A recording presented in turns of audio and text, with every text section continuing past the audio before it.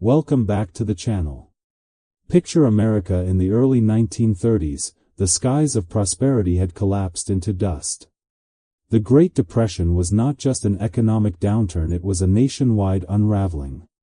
Families lined up for bread in cities where only a decade earlier they had lined up for new cars.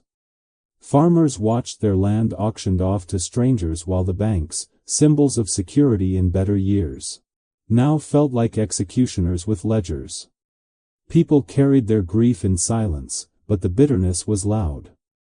In this climate of despair, the nation became strangely receptive to a new kind of anti-hero. It was not a politician or a reformer. It was a bank robber. The name was John Dillinger. To understand why his story spread like wildfire, you have to imagine the emotional landscape of those days. Newspapers did not simply report the weather or the markets, they sold survival stories. Every headline about failing banks, lost jobs, or repossessed homes deepened the feeling that the system had betrayed the common citizen. So when someone dared to storm into a bank and walk out with the cash, it was not just a crime in the eyes of many. It was a symbolic reversal. The giant, for once, had been made to stumble. Of course, the reality was darker. Dillinger and his crew were not modern-day rescuers of the poor. Their robberies endangered lives, terrified employees, and occasionally left casualties. Yet the public, hungry for signs that the powerful could be humbled, often chose to overlook the blood in the margins and instead amplify the legend. A legend that made Dillinger, for a short but dramatic span of time, one of the most talked about figures in the country. The government, however, saw no hero. To federal agents and local police, Dillinger's raids were more than robberies. They were humiliations. Every successful escape mocked the very idea of law and order.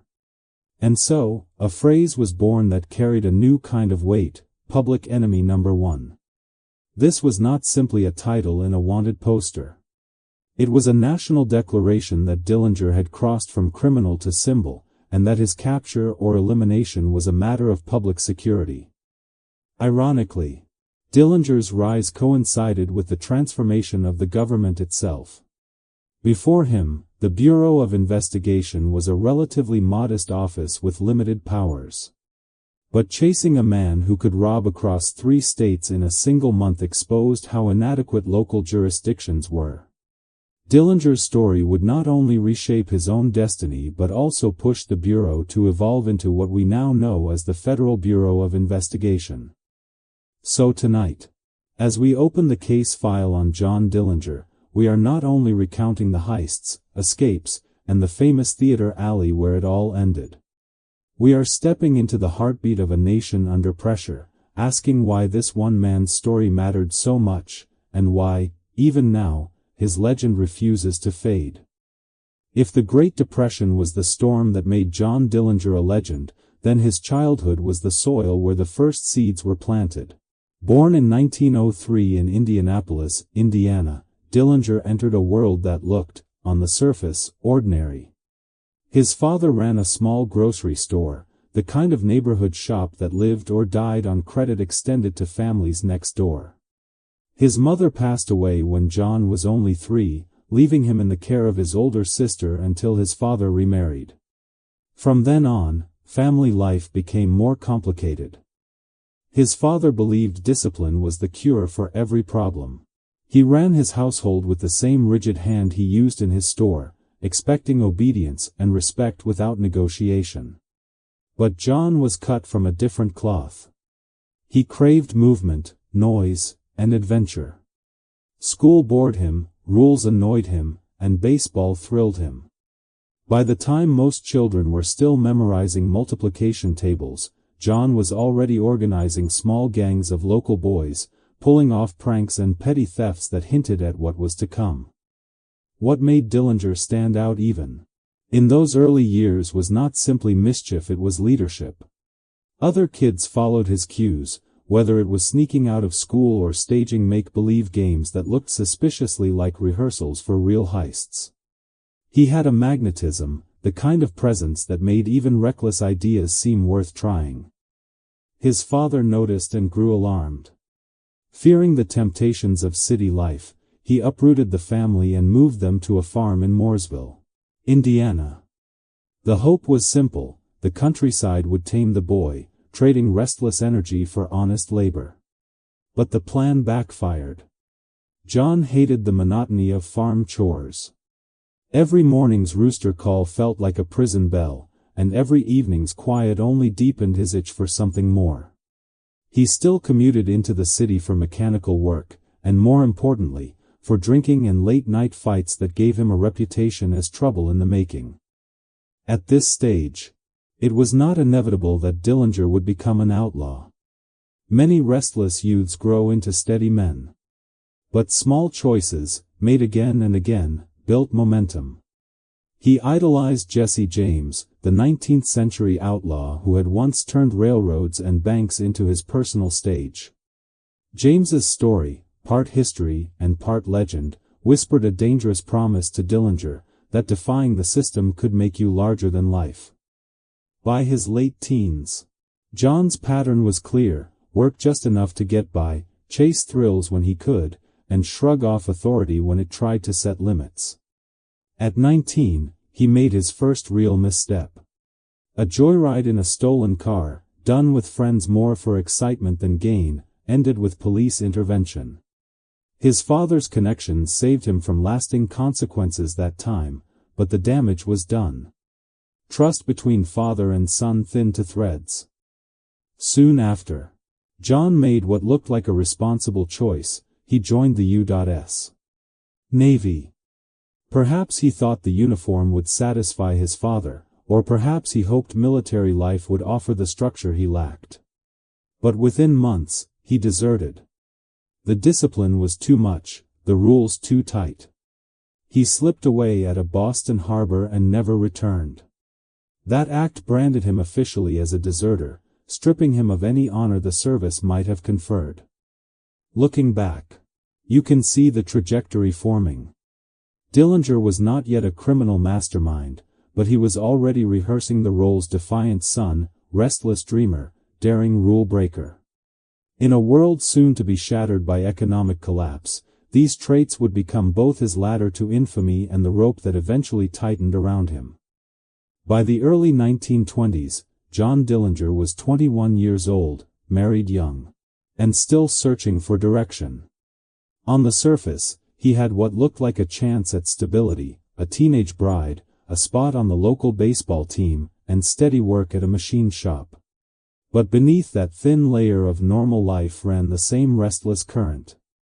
The depression had not hit yet, but Dillinger already felt that the ordinary world had nothing to offer him except hard hours and empty pockets. It was during this time that he fell in with a new companion: Ed Singleton, a man older and far more seasoned in questionable pursuits. Over drinks and late-night talks, their conversations kept circling back to the same question: how could they make real money, fast? Eventually, speculation turned into planning, and planning hardened into action. Their target was not glamorous. It was not a bank or a train. It was a small grocery store, a place that seemed, to two ambitious but inexperienced men, like an easy mark. On a September night in 1924, they decided to strike. Singleton carried a gun, Dillinger carried a plan, and both carried a reckless overconfidence. The robbery itself was almost farcical. They managed to corner the store clerk, but the take was pitiful: barely $10, the equivalent of a handful of bills that could not even cover a week's worth of groceries for a family. Worse, they bungled their escape. Within a day, police had tracked them down. Singleton and Dillinger were hauled into custody, facing charges far more serious than either had expected. At this point, Dillinger made what would turn out to be a catastrophic mistake. Prosecutors told his father that if John confessed, leniency might be possible. Believing in the system and hoping honesty would help his son, the elder Dillinger encouraged him to plead guilty without hiring a lawyer. Singleton, meanwhile, secured an attorney and struck a better deal. The contrast in outcomes was stark. Singleton, older and arguably more culpable, received a relatively lighter sentence of 2 to 14 years. Dillinger, young and naive enough to place trust in a system not inclined toward mercy, was handed a crushing term. 10 to 20 years. For a crime that netted less than the cost of a decent suit, John Dillinger was sent away for what could have been the bulk of his adult life. The injustice burned him. When the judge read the sentence, Dillinger reportedly swore that when he got out, he would be the meanest outlaw the world had ever seen. It was not just anger. It was a vow. In that moment, a petty thief hardened into an aspirant outlaw. And prison would give him everything he needed to fulfill that promise. Locked away, he found himself surrounded not by reformed men but by career criminals, men with the skills and the cold-blooded mindset he lacked. Dillinger went in as a frustrated young man who had failed at a small-time stick-up. He would come out 9 years later as a professional outlaw, armed not only with bitterness but with training. The grocery store robbery of 1924 was, in the end, not about the $10. It was about the sentence that transformed John Dillinger's path forever. What might have been a cautionary tale of youthful mischief gone wrong instead became the first chapter in the making of Public Enemy No. 1. When the iron doors closed behind John Dillinger in 1924, he stepped into a world that would define him more than any farm, factory, or ball field ever could. Prison in those days was not a place of rehabilitation, it was a finishing school for crime. And for Dillinger, bitter over what he saw as an unfair sentence, the cell blocks became both a classroom and a forge. At first, he tried to keep his head down. He worked in the prison shirt factory, where his mechanical skills made him efficient and productive. Guards noted that he could finish double the daily quota of most men. On paper, he looked like the model inmate, a young man serving his time with discipline and diligence. But that was only half the story. The other half unfolded in the yard, the workshops, and the whispered conversations between bars. There, Dillinger encountered a circle of seasoned criminals, safecrackers, bank robbers, and professional gunmen who carried reputations like medals. They were older, sharper, and far more ruthless than anything he had known on the outside. Instead of being intimidated, Dillinger absorbed their knowledge. He studied techniques of surveillance, learned how to case a target, memorized the mechanics of cracking safes, and even picked up tricks on how to handle firearms with precision. In short, Dillinger enrolled in what many have called the University of Crime. And he was an eager student. But prison was not just reshaping his mind. It was eroding his personal life. During his early years inside, Dillinger wrote frequent letters to his young wife, full of longing and promises that one day they would build a quiet life together. For a while, she responded. But time is a corrosive force. After 5 years of waiting, the marriage collapsed under the weight of absence. She filed for divorce, leaving Dillinger to stew in a loneliness that cut deeper than any guard's baton. The divorce was a turning point. Whatever fragile thread tied him to a normal life snapped. Now, there was nothing to go back to, no wife, no family dream, only the lessons he was learning in confinement and the resentment that hardened with each passing year. In this crucible, Dillinger also discovered loyalty of another kind. He befriended inmates who would later become the backbone of his gang once they all saw freedom again. Men like Harry Pierpont and Homer Van Meter, names that would later join his in headlines, became brothers in arms behind those walls. They swapped blueprints of future heists in hushed tones, planning for a tomorrow where bars no longer stood between them and opportunity.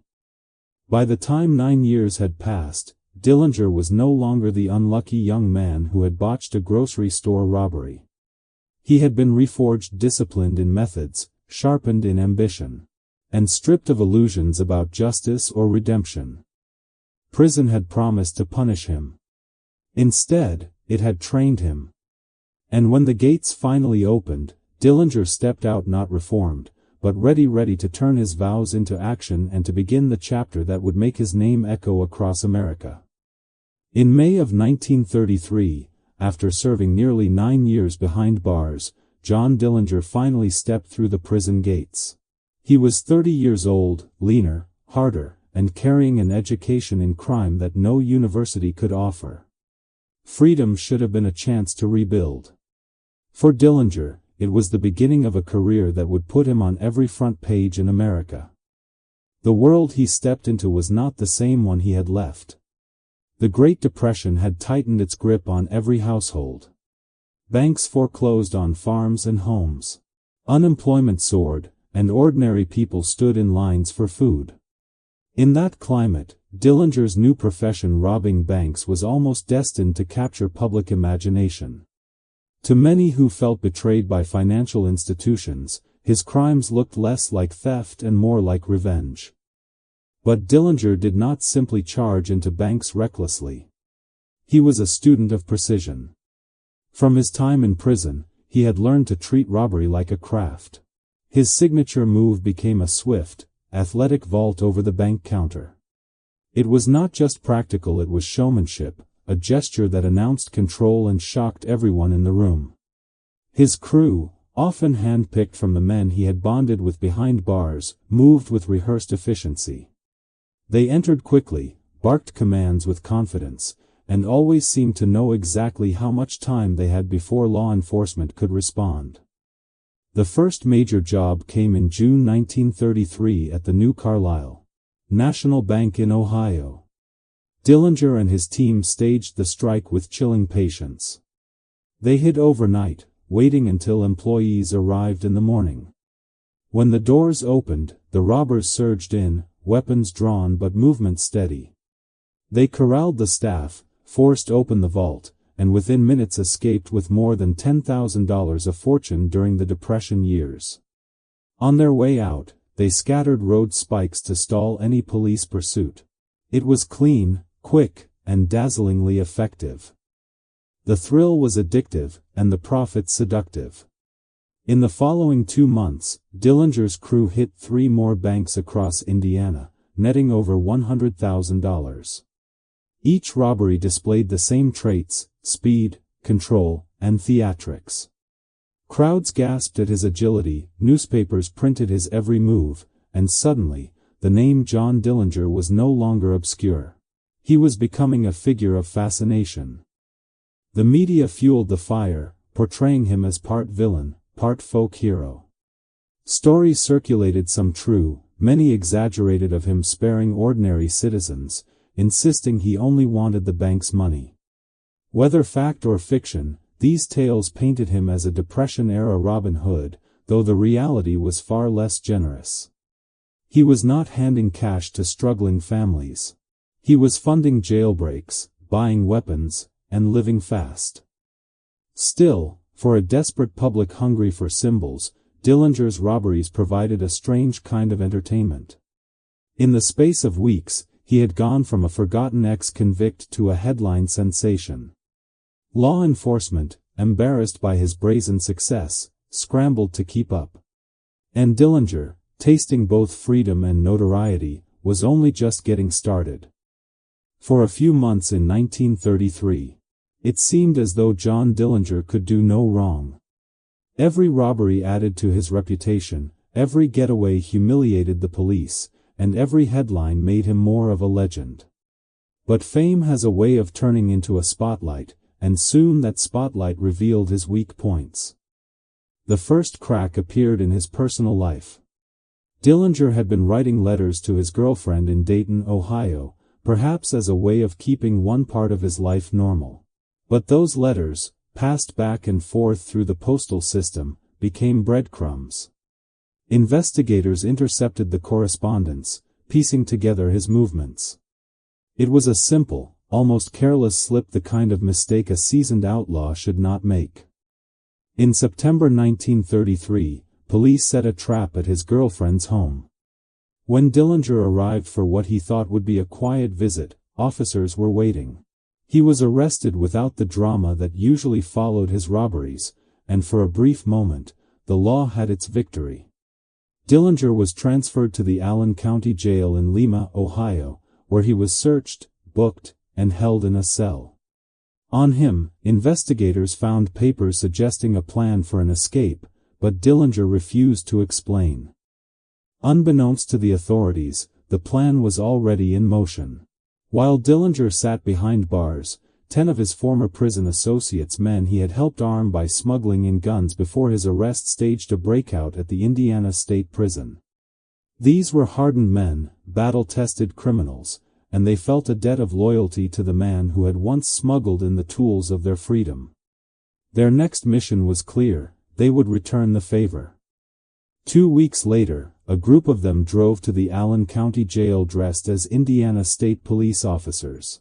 Their uniforms looked authentic, their forged paperwork convincing enough to get them past the first line of suspicion. Inside, the sheriff, Jess Sarber, hesitated, demanding proper identification. That hesitation cost him his life. One of the gang shot him, and the false officers quickly subdued the rest of the staff. Dillinger, stunned but elated, was freed. The jailbreak made national news. It was one thing for a robber to slip away during a chase, but quite another for him to be liberated by a squad of loyal gunmen posing as law enforcement. The public was both horrified and fascinated. To some, it was proof that Dillinger was not just another criminal but a figure capable of inspiring absolute loyalty. To the authorities, it was a humiliation so severe that the Bureau of Investigation, the precursor to the FBI, was called in to help track him down. From that moment, the chase escalated. Dillinger was no longer a regional bank robber making trouble in Indiana and Ohio. He was a national problem, a fugitive whose name crossed state lines as easily as he did. And with each passing week, his legend grew taller while the pressure to bring him down grew heavier. After his dramatic jailbreak, John Dillinger did not vanish into the countryside. He headed straight to Chicago. In the early 1930s, Chicago was a city where crime practically breathed through the streets. Prohibition had made gangsters like Al Capone household names, and the underworld operated almost like a parallel government. To Dillinger, this city was both a hideout and a marketplace, a place to fence stolen bonds, buy weapons, and disappear into the noise. Here, Dillinger set up his base of operations, surrounding himself with a loyal circle that included men like Homer Van Meter and Babyface Nelson. With their help, he staged more heists, each one carried out with the speed and precision that had become his trademark. Newspapers ate it up, reporting every robbery as though it were a theater performance. Crowds devoured the details: the slick vaulting over counters, the calm way he addressed bank staff, the fast cars roaring into the distance. Out of these reports grew the legend of the gentleman bandit. According to stories, Dillinger would ask terrified customers, "Is that your own money? Then keep it, we only want the banks." Whether he actually said those words or whether reporters embellished the tale, the effect was the same. To some, he seemed less like a thief and more like a folk hero. In an America bitter at banks for foreclosures and repossessions, such stories resonated. But legends have a fragile balance, and reality has a way of breaking through. In January 1934, Dillinger and his gang attempted another bank robbery in East Chicago, Indiana. This time, things did not go according to plan. A silent alarm was tripped, and within minutes police swarmed the scene. Shots erupted in the cold winter air. When the smoke cleared, one officer, Patrolman William O'Malley, lay dead. The death of a policeman was a turning point. The newspapers could no longer frame Dillinger as just a daring outlaw with a strange code of honor. Public sympathy, already thin, began to fracture. For some, the Robin Hood story ended here, replaced by the harsher truth: Dillinger was not sparing lives. He was endangering them. For law enforcement, O'Malley's death was a rallying cry. The Bureau of Investigation, still trying to shake off its image as an underpowered agency, saw in Dillinger the perfect justification for expanding its authority. If this man could murder an officer in cold blood and walk away, then surely the federal government needed stronger powers to pursue and capture him. Meanwhile, Dillinger himself showed little sign of slowing. He spent lavishly, drifted through nightclubs with his girlfriend Evelyn Frechette, and seemed to enjoy his own myth. But the walls were closing in. The gentleman mask was cracking, and beneath it was a man hunted not just as a robber, but now as a killer. The legend had propelled him into stardom. The killing had placed him on a collision course with history. By early 1934, John Dillinger and his gang were flush with stolen money and the thrill of notoriety. But wealth and fame carry their own risks. And in the desert heat of Tucson, Arizona, the gang's luck took a spectacular turn. They had retreated there for rest, seeking distance from the Midwest where their names dominated every headline. Tucson was quiet, isolated, and, they believed, safe. But fate has a strange sense of humor. One night in late January, a fire broke out at the Congress Hotel where some of the gang were staying. The blaze, though quickly controlled, brought firefighters swarming into the building. Among the items the gang desperately asked the firefighters to help carry out were a number of heavy cases. To the firemen's surprise, the boxes did not feel like luggage, they felt like armories. Inside were weapons, ammunition, and cash. The firefighters, paid a suspiciously generous tip for their trouble, later put the pieces together when they recognized the faces of Dillinger's crew in the newspaper. Without realizing it, they had been helping Public Enemy No. 1 and his associates rescue their criminal toolkit from the flames. The tip-off proved disastrous for Dillinger's operation. Tucson police, not normally tested by high-profile gangsters, quickly organized surveillance and raids. Within days, the gang was rounded up one by one: Harry Pierpont, Charles Mackley, Russell Clark, and eventually Dillinger himself. Their capture was a public relations triumph for law enforcement, finally proving that these men could be caught. But what followed was an even bigger spectacle: the battle over where Dillinger would be tried. Several states wanted him: Indiana for the East Chicago officer's death, Ohio and Wisconsin for bank robberies, and others for associated crimes. In the end, Indiana won the tug of war, largely because it was the state where a policeman had been killed. For Dillinger, this was the worst outcome. Unlike other states, Indiana had the death penalty. If convicted of murder there, his fate was sealed. He was transferred to Crown Point Jail in Lake County, Indiana, a facility widely advertised as escape-proof. The sheriff and prosecutors relished the moment, parading their famous prisoner before the press. Dillinger, always attuned to theater, played along. In one infamous photo, he draped his arm over the shoulder of the county prosecutor and smirked for the cameras, his hand positioned like a mock pistol. The image, once published, spread across the country, a symbol of arrogance for some, and of humiliation for law enforcement. Behind the bravado, though, Dillinger was already plotting. The man who had studied prison life better than any inmate knew that no system was perfect. Crown Point was supposed to be the end of the road, the cage that finally held Public Enemy No. 1. Instead, it would become the stage for his most legendary escape. For now, though, the country believed him secure. Reporters wrote of an iron fortress and a jail with no exit. But Dillinger was never a man to accept locked doors at face value. The most audacious chapter of his life was about to begin. Crown Point Jail, Indiana, was supposed to be John Dillinger's final stop. Officials called it escape-proof, boasting of steel bars, heavy doors, and watchful guards. The public relaxed, convinced that the country's most infamous outlaw was finally caged. But Dillinger had spent 9 years studying how prisons function and, more importantly, how they fail.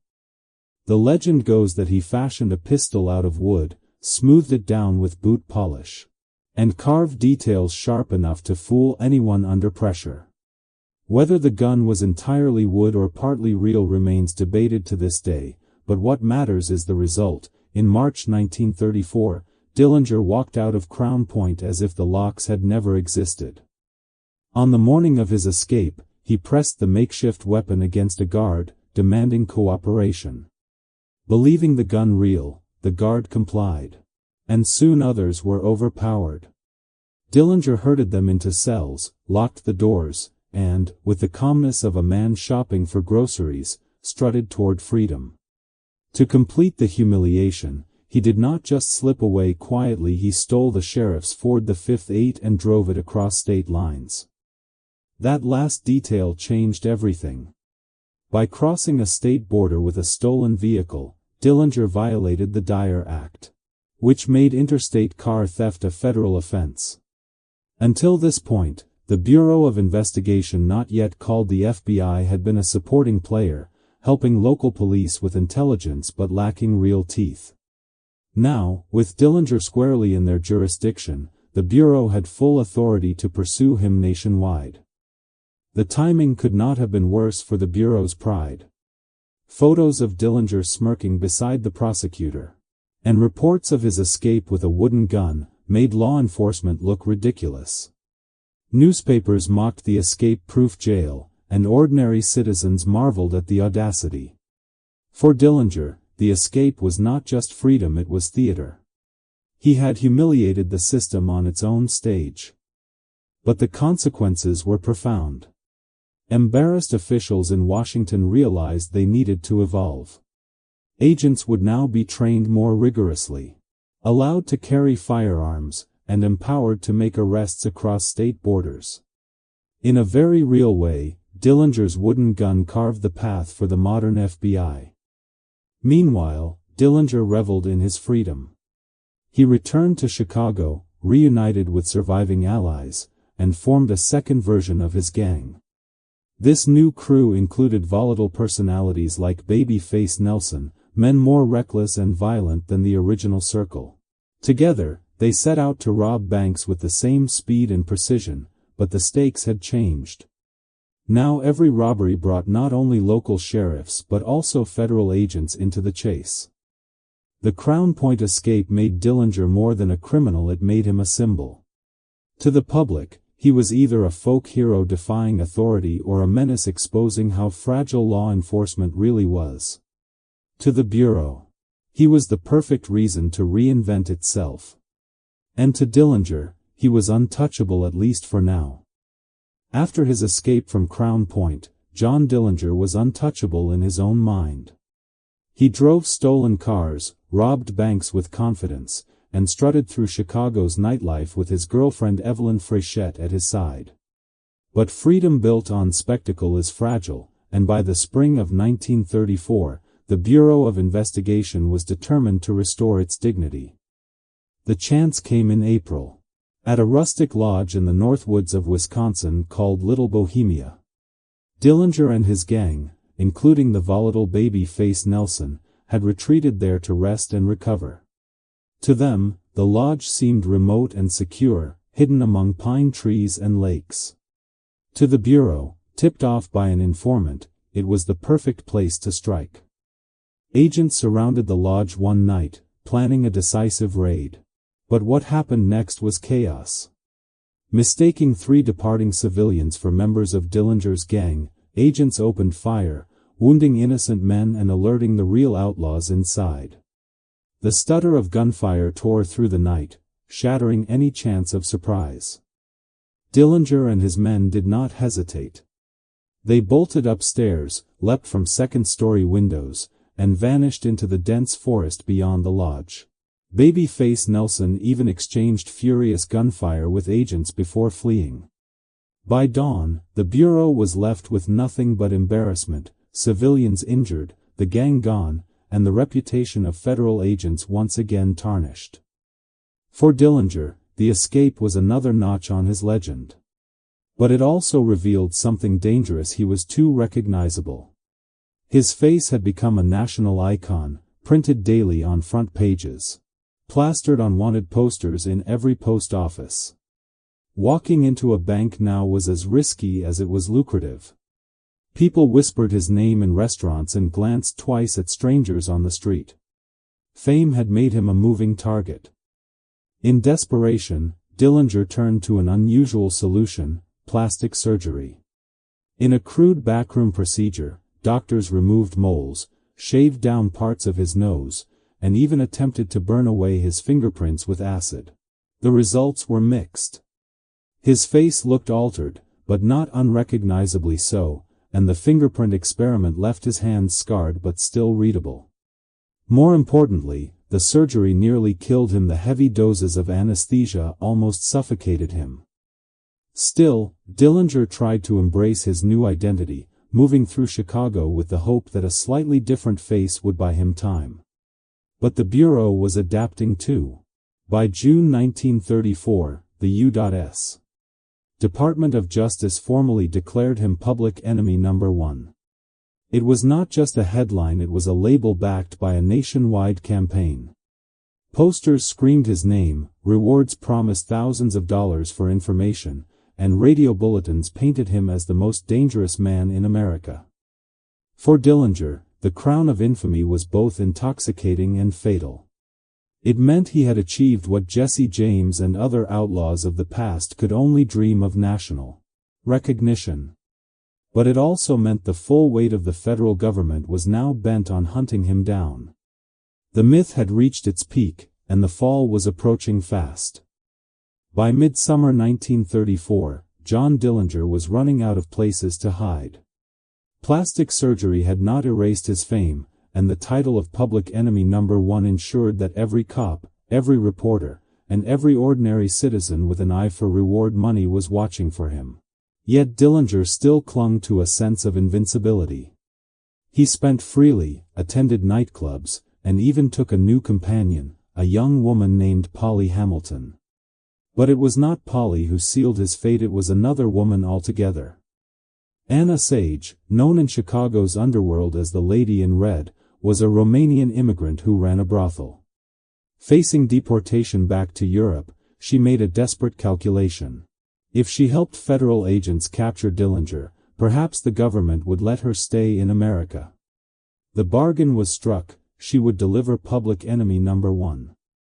On July 22, 1934, Sage told the Bureau that Dillinger planned to take Polly and her to the movies that evening. The theater would be the Biograph, a popular spot on Lincoln Avenue.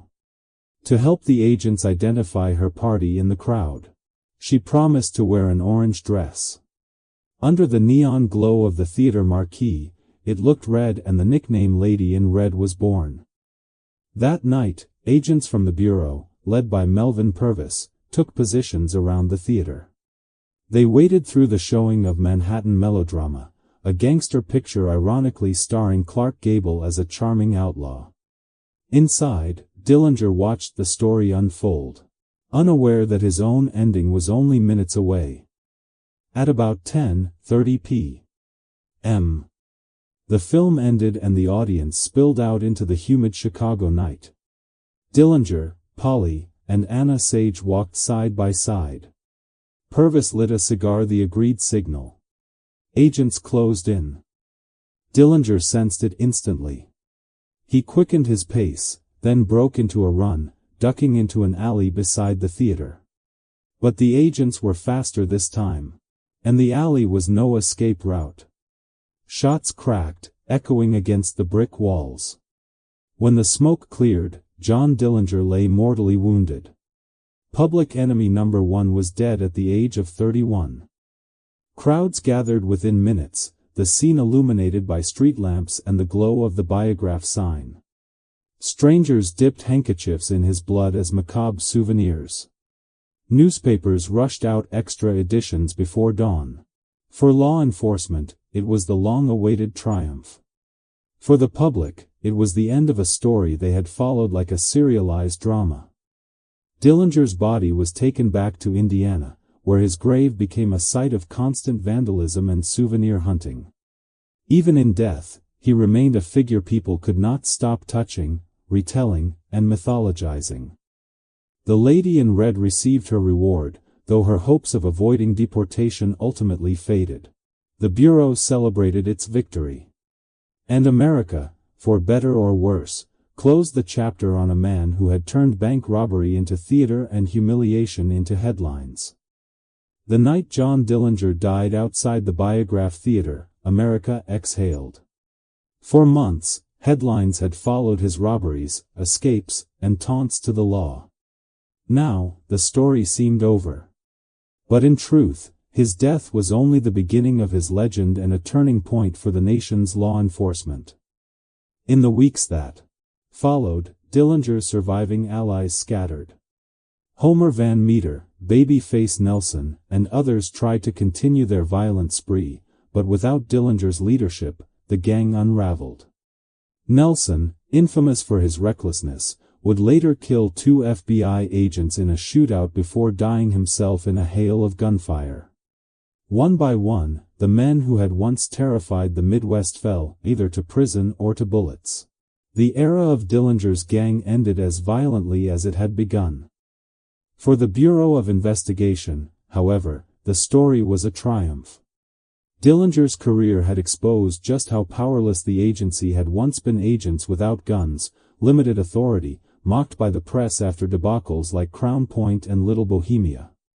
But his escapades also provided the justification Congress needed to expand federal law enforcement powers. Agents were now permitted to carry weapons, make arrests across state lines, and tackle a wider range of federal crimes. Within a year of Dillinger's death, the Bureau had a new name, the Federal Bureau of Investigation, or FBI. In this sense, Dillinger was not only public enemy number one, he was the unwitting architect of the FBI's rise. His wooden gun escape, his cross-country robberies, and his defiance of escape-proof jails had embarrassed the government so deeply that reform was inevitable. The modern FBI, with its national reach and myth of infallibility, was born partly out of the humiliation Dillinger had caused. For the American public, the legacy was more complicated. On one hand, Dillinger was a criminal who left dead officers and traumatized citizens in his wake. On the other, he became a symbol of rebellion in a time when banks and institutions were despised.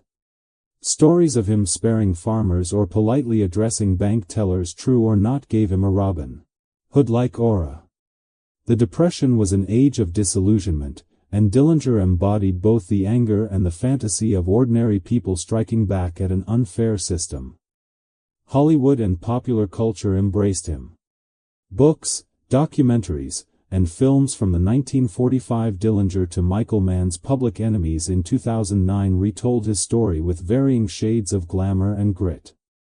Each retelling added layers to the myth. The daring outlaw, the tragic anti-hero, the man who outwitted the system until betrayal caught up with him. At Crown Hill Cemetery in Indianapolis, Dillinger's grave still attracts attention. His tombstone has been stolen, replaced, and vandalized countless times by souvenir seekers. Nearly a century after his death, he continues to fascinate, a reminder that America has always had a strange love affair with its outlaws. In the end, John Dillinger's legacy is twofold. To law enforcement, he was the enemy that forced them to grow stronger. To popular culture, he was the Depression's most notorious anti-hero, a man who turned crime into theater. His life ended in an alley, but his story never really ended. It remains etched into America's memory, not just as the tale of a bank robber, but as a symbol of a restless, divided time. And so, the saga of John Dillinger comes to a close. From a restless boy in Indianapolis to the most feared outlaw in America, his story was more than just one man's descent into crime. It was the mirror of a nation struggling through the Great Depression, where banks were hated, law enforcement was unprepared, and people were desperate for heroes even if those heroes lived on the wrong side of the law. Dillinger's daring robberies, spectacular escapes, and final fall in a Chicago alleyway made him a symbol of both defiance and destruction. For law enforcement, he was the crucible that forged a stronger FBI. For ordinary citizens, he was proof of how blurred the line can be between admiration and fear. And for history, he remains an enigma, part villain, part folk legend, and entirely unforgettable. Nearly a century later, his name still sparks curiosity. Was he a ruthless criminal who left chaos in his wake, or a product of his time, a man who reflected society's anger at broken institutions? Perhaps he was both. What is certain is that Dillinger forced America to confront the contradictions of its own soul, the yearning for justice, the fascination with rebellion, and the price of both. As we close this chapter, let us not just remember the outlaw, but also the lessons his life left behind. Power without accountability is dangerous, whether it is in the hands of banks, criminals, or even governments. And in the end, every legend, no matter how untouchable it seems, must face its reckoning. Thank you for joining me on this journey into the dramatic life and death of John Dillinger.